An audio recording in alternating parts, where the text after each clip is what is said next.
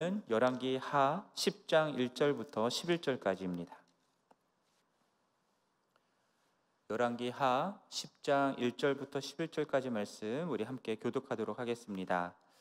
아합의 아들 70명이 사마리아에 있는지라 예후가 편지들을 써서 사마리아에 보내서 이스라엘 귀족들 곧 장로들과 아합의 여러 아들을 교육하는 자들에게 전하니 일렀으되 너희 주의 아들들이 너희와 함께 있고 또 병거와 말과 견고한 성과 무기가 너희에게 있으니 이 편지가 너희에게 이르거든 너희 주의 아들들 중에서 가장 어질고 정직한 자를 택하여 그의 아버지의 왕좌에 두고 너희 주의 집을 위하여 싸우라 하였더라.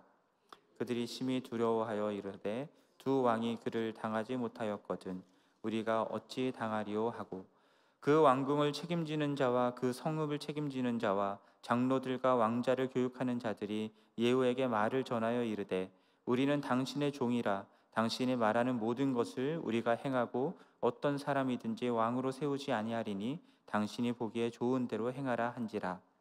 예후가 다시 그들에게 편지를 붙이니 일렀으되 만일 너희가 내 편이 되어 내 말을 너희가 들으려니 너희 주의 아들 된 사람들의 머리를 가지고 내일 이맘때에 이스라엘에 이르러 내게 나오라 하였더라. 왕자 70명이 그 성읍의 귀족들 곧 그들을 양육하는 자들과 함께 있는 중에 편지가 그들에게 이르매 그들이 왕자 70명을 붙잡아 죽이고 그들의 머리를 광주리에 담아 이스라엘 예후에게로 보내니라. 전하여 이르되 그 무리가 왕자들의 머리를 가지고 왔나이다. 이르되 두 무더기로 쌓아 내일 아침까지 문어귀에 두라 하고 이튿날 아침에 그가 나가서서 뭇 백성에게 이르되 너희는 의롭도다. 나는 내 주를 배반하여 죽였거니와 이 여러 사람을 죽인 자는 누구냐. 그런즉 이제 너희는 알라. 곧 여호와께서 아합의 집에 대하여 하신 말씀은 하나도 땅에 떨어지지 아니하리라. 여호와께서 그의 종 엘리야를 통하여 하신 말씀을 이제 이루셨도다 하니라. 함께 읽겠습니다. 예후가 아합의 집에 속한 이스라엘에 남아있는 자를 다 죽이고 또 그의 귀족들과 신뢰받는 자들과 제사장들을 죽이되 그들에게 속한 자를 하나도 생존자를 남기지 아니하였더라. 아멘. 자, 예후가 이스라엘 왕 요람을 활로 쏘아 죽이고 그 시체는 나봇의 밭에 던졌습니다. 그리고 이를 보고 도망하던 유다의 왕 아하시아까지도 죽였습니다. 이스라엘로 돌아온 예후가 자기 편에 선 내시들로 이세벨을 왕궁의 창으로 던지라 하였고 그래서 이세벨도 죽게 됩니다. 시체를 수습하여 장사를 하려 하였지만 이미 개들이 먹어서 두골과 손과 발 외에는 찾을 수 없었다라고 말씀하고 있습니다. 예후를 통한 아합 가문에 대한 심판은 이제 여기서 멈추지 아니하고 계속 진행됩니다. 오늘 본문 말씀을 보면은 예후의 칼날이 이제 아합의 아들들에게 향하고 있음을 보게 됩니다. 1절 말씀을 보면은 아합의 아들 70명이 사마리아에 있었다라고 말씀하고 있는데요. 이 아합의 아들 70명이라 함은 아합에게 정확히 70명의 아들들이 있었다라고 하기보다는 아합에게 속한 모든 남자 자손들 그들을 의미하는 것이다라고 볼 수 있습니다. 아합은 이들에게 속한 아들들을 사마리아에서 이스라엘 귀족들에게 보냈고 그들의 보호 아래서 교육을 받게 했던 것 같습니다. 무슨 교육인지는 정확히 모르지만 이스라엘 왕족으로서 필요한 그러한 교육을 받았겠죠. 그들 중 누군가는 왕이 될 사람이었습니다. 그러니 가장 뛰어나고 훌륭한 자로 세우고자 교육을 하였을 것이고요. 그러한 자를 택하여 왕으로 세우고자 했을 수 있을 것 같습니다. 자, 이제 예후가 사마리아의 이스라엘 귀족들에게 편지를 보내죠. 그 내용이 2절과 3절에 나옵니다. 아합 가문의 왕손들이 그들과 함께 있고 병거와 말, 견고한 성과 무기가 그들에게 있으니 그들 중에 가장 어질고 정직한 자를 택하여 왕으로 삼으라는 겁니다. 그리고서는 아합의 집을 위하여 예후 자신과 이제 싸우라라고 말합니다. 요람 왕은 자신의 손에 이미 죽었고 이스라엘의 왕자는 비어 있으니 아합에게 속한 그 왕손들 중에 가장 적합한 사람을 세워서 왕으로 세우라는 겁니다. 그리고 자신과 대적하여 싸우라고 하는 것인데 이것은 결국 이스라엘 귀족들에게 너희는 누구 편에 설 것이냐를 선택하라고 하는 그런 말이 되는 겁니다. 예후를 대적하여 아합의 집을 세우는 편에 설 것인지, 아니면 예후의 편에 서서 아합의 집을 멸망시키는 자들이 될 것인지, 이것을 선택하라는 것이죠. 이 편지를 받고 이스라엘 귀족들은 엄청 고민했을 것 같습니다. 이제까지 아합의 왕손들을 돌보고 그들을 교육시켜 온 사람들이거든요. 그리고 그들에게는 아직 많은 왕손들이 있었고 병거와 말도 있었고 견고한 성과 무기도 있었습니다. 그러니 얼마든지 예후의 반란에 대해서 맞서서 싸워볼 만하기도 했을 텐데, 그런데 4절 말씀을 보면은 이들이 심히 두려워하였다라고 말씀합니다. 왜냐하면 이미 두 왕, 이스라엘의 왕이었던 요람과 유다의 왕이었던 아하시아가 이 예후에게 당했기 때문이죠. 그러니 자신들이 어떻게 이 예후를 당할 수 있겠는가라고 하면서 심히 두려워했다라는 겁니다.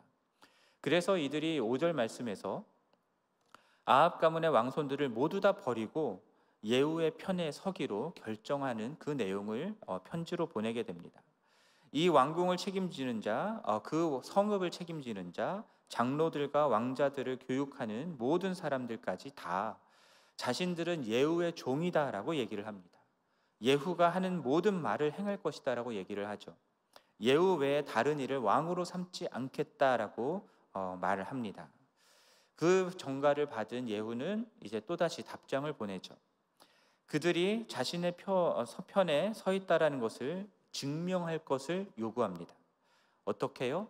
아합의 모든 왕자들의 머리를 베어서 가지고 오라는 것이죠. 편지를 받은 귀족들은 주저함 없이 아합의 왕자들, 왕손들, 훗날 왕이 될 사람들을 모두 다 죽여 없앱니다. 그리고 머리를 잘라 광주리에 담아서 예후에게로 보냈습니다.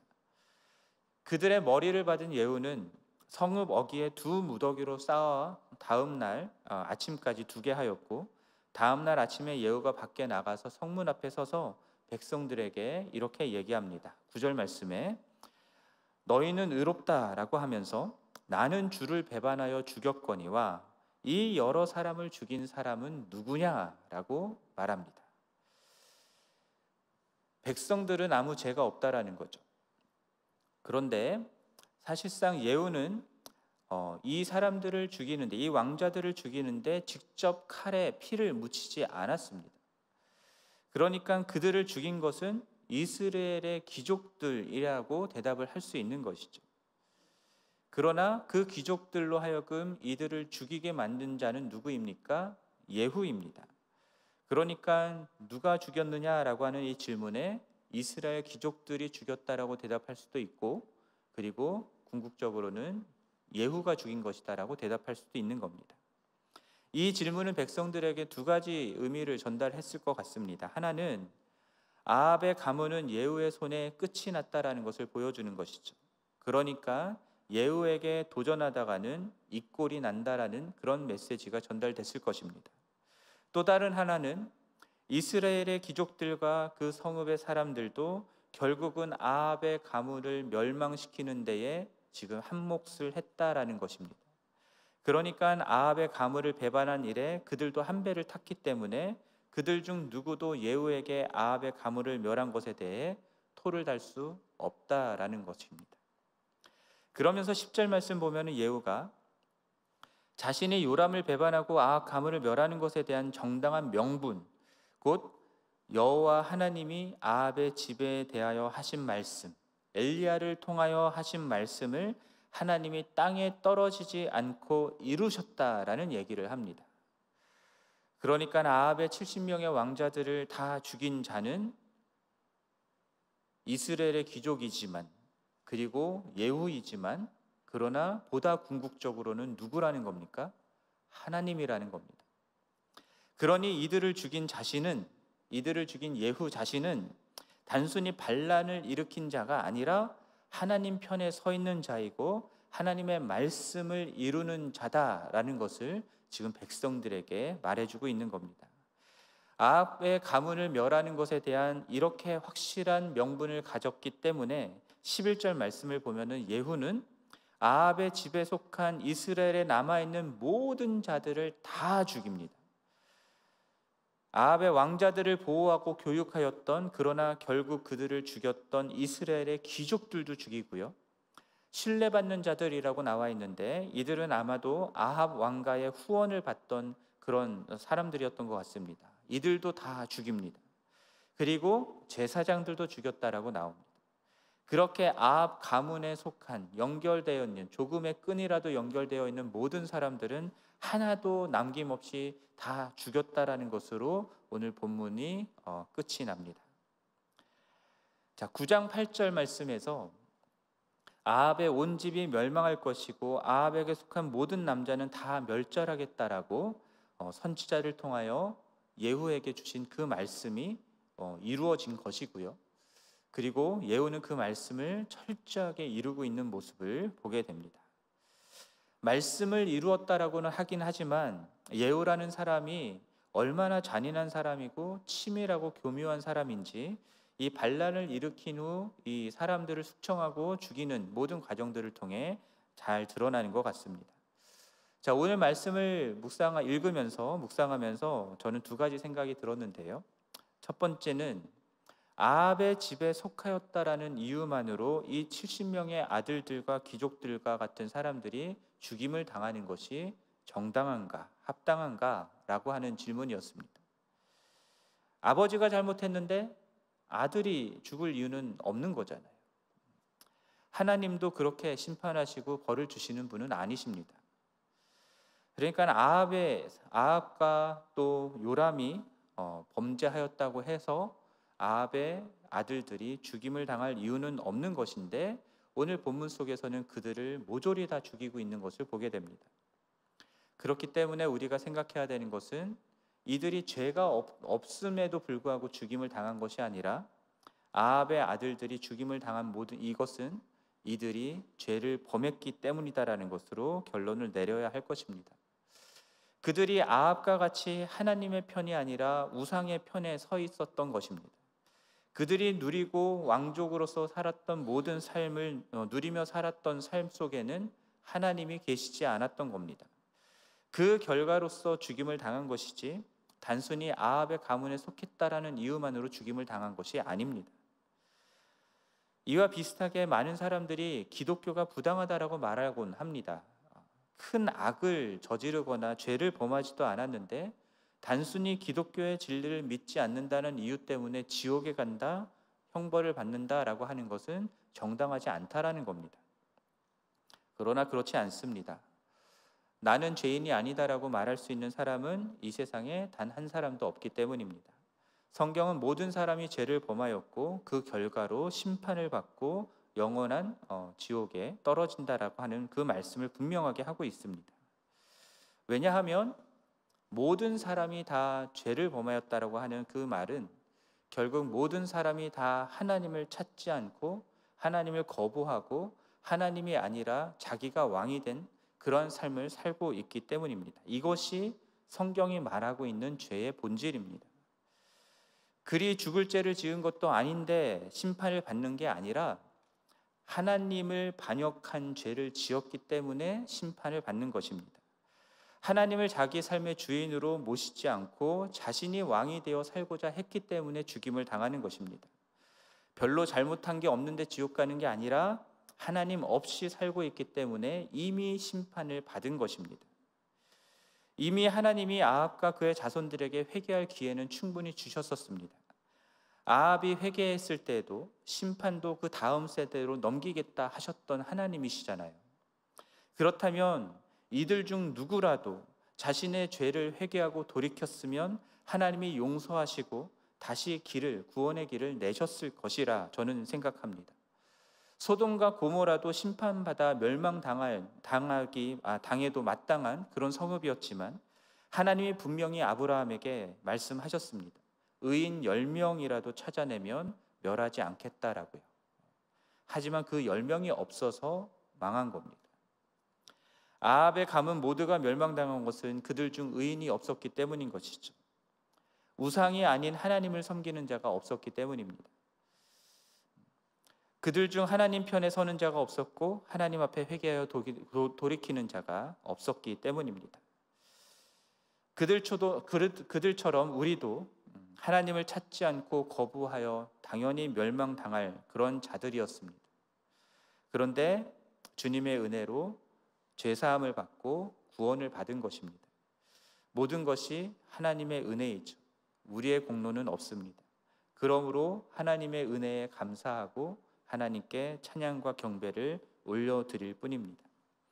또 다른 생각 하나는 과연 하나님은 예후를 통해서 이렇게까지 철저하게 심판을 하셨어야 하는가라고 하는 것이었습니다.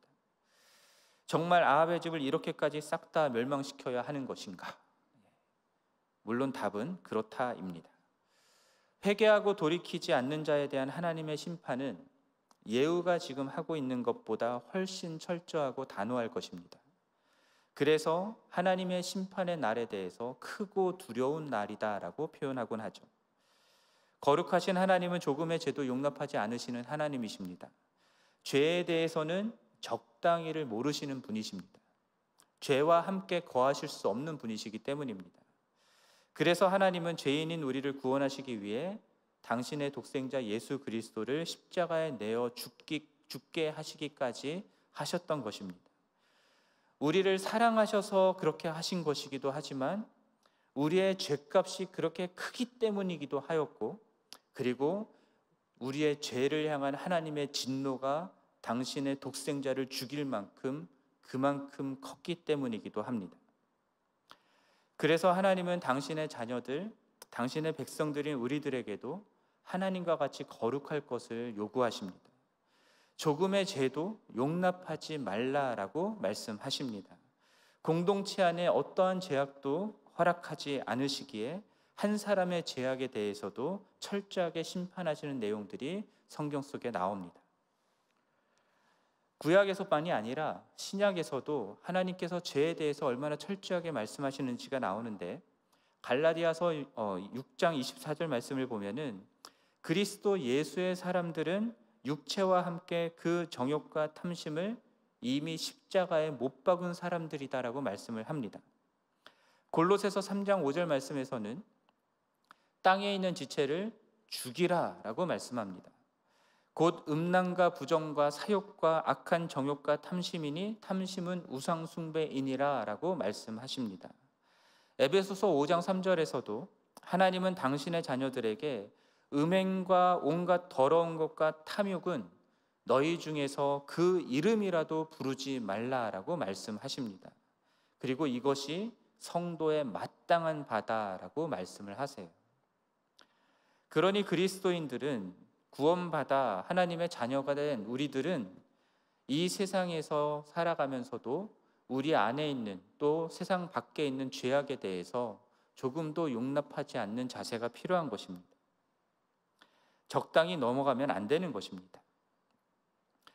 그런데 그리스도 예수께 속한 그리스도인이라고 하고 성도라고 하는 우리들의 삶에 얼마나 많은 악을 용납하고 있는 것들이 있는지 우리가 돌아봐야 할 것입니다. 정욕과 탐심, 음란과 부정, 이름이라도 부르지 말아야 된다라고 말했던 그것들을 우리는 남몰래 추구하고 있고 그것들을 너무나 자주 행하고 있지는 않은지를 우리가 보아야 하는 것이죠. 하나님을 믿는다고 하면서 탐심이라고 하는 우상 숭배를 용납하면서 살고 있지는 않은지를 우리 자신을 돌아봐야 된다라는 겁니다. 그러면서 나는 예수 믿으니 괜찮다, 구원받았다, 계속해서 그러한 죄를 용납하는 삶을 산다? 그건 있을 수 없다라는 거죠. 로마서에서도 그럴 수 없다라고 분명하게 말씀하고 있습니다. 예수 믿고 구원받은 자라면 그러한 죄가 발견될 때에, 그러한 우상 숭배가 발견될 때에 하나님 앞에 엎드려 철저하게 회개하고 돌이키는 것이 필요한 것입니다. 우리들이 연약해서 죄를 짓지 않고 산다는 것이 힘들고 어렵다라는 거 저도 잘 알고 저도 그러한 존재입니다. 그러나 여러분, 그렇다고 해서 죄를 용납할 수는 없는 겁니다. 계속 그러한 것들을 용납하는 우리들의 마음 이면에는 하나님을 택하여 거룩하게 사는 것보다 이 세상 가운데에서 죄악을 즐기고 그것들을 사랑하는 마음으로 살고 있지는 않은지를 돌아보아야 하는 것이죠. 우리들이 계속해서 그렇게 살고 있다고 한다면 결국에는 하나님 편이 아니라 우상의 편에 선 자라는 사실이 드러날 수 있을 수도 있습니다. 영원한 형벌을 면할 수 없는 자가 될 수도 있다라는 것이죠. 내가 믿는다라고 말했던 그것이 거짓일 수도 있다라는 겁니다. 회개하고 돌이키면 미쁘시고 의로우신 우리 주님이 우리의 모든 죄를 사하시고 깨끗게 하실 것입니다. 그래서 여러분, 이 땅을 살아가는 그리스도인들은, 참 그리스도인들은 죄를 전혀 짓지 않는 사람들이 아니라 미워하는 죄를 지을 수도 있지만 그러한 죄를 짓는 자신의 모습에 대하여 하나님 앞에 애통하는 자이고, 그러한 자신을 정죄하지 않으시는 주님, 그 주님 앞에 있는 모습 그대로 나아가서 자신의 죄를 철저하게 회개하는 자들이라는 사실을 믿으시기를 바랍니다. 그러므로 나 같은 죄인을 은혜로 용서하시고 구원하여 주신 그 하나님의 은혜에 우리가 감사하고 찬양하는 자들이 되기를 바랍니다. 그럼 동시에 우리들 안에 있는 조그만 죄악이라도 용납하지 아니하고 철저하게 회개하며 하나님 앞에 자복하는 우리가 되기를 바랍니다. 그렇게 이 세상 가운데에 은혜의 구원자이신 하나님과 그리고 공의로운 심판자이신 하나님을 우리의 회개와 거룩한 삶의 모습으로 온전히 나타내고 증거하는 그러한 우리 모든 지구촌교회 성도들이 되기를 주님의 이름으로 간절히 축원합니다. 함께 기도하겠습니다. 하나님 아버지, 오늘 말씀 앞에서 예후가 아합의 가문에 있는 모든 왕자들을 그리고 관련된 모든 사람들을 철저히 죽이는 그 사건들을 보면서 하나님, 우리가 그렇게 멸망당할 자였는데 구원해 주신 하나님의 은혜가 얼마나 큰지를 생각해 보았고, 또한 동시에 우리가 그러한 죄악을 조금이라도 용납하지 않아야 된다라는 사실을 생각해 보았습니다. 하나님, 우리에게 은혜를 베풀어 주셔서 날마다 하나님 앞에 서게 하시고, 하나님 앞에 설 때에 부족한 죄된 모습들을 철저하게 회개하고 돌이키는 은혜를 허락하여 주옵소서. 그렇게 거룩한 삶을 통하여서 이 세상 가운데에 우리에게 은혜를 베풀어 주시는 하나님과 공의를 행하시는 하나님을 증거하고 나타내는 우리 모두가 될 수 있게 하여 주옵소서. 이 모든 말씀 우리 주 예수 그리스도의 이름으로 기도드립니다. 아멘. 하늘에 계신 우리 아버지여, 이름이 거룩히 여김을 받으시오며 나라가 임하시오며 뜻이 하늘에서 이루어진 것 같이 땅에서도 이루어지이다. 오늘 우리에게 일용할 양식을 주시옵고, 우리가 우리에게 죄 지은 자를 사하여 준 것 같이 우리 죄를 사하여 주시옵고, 우리를 시험에 들게 하지 마시옵고 다만 악에서 구하시옵소서. 나라와 권세와 영광이 아버지께 영원히 있사옵나이다. 아멘. 계속해서 개인적으로 기도하시겠습니다.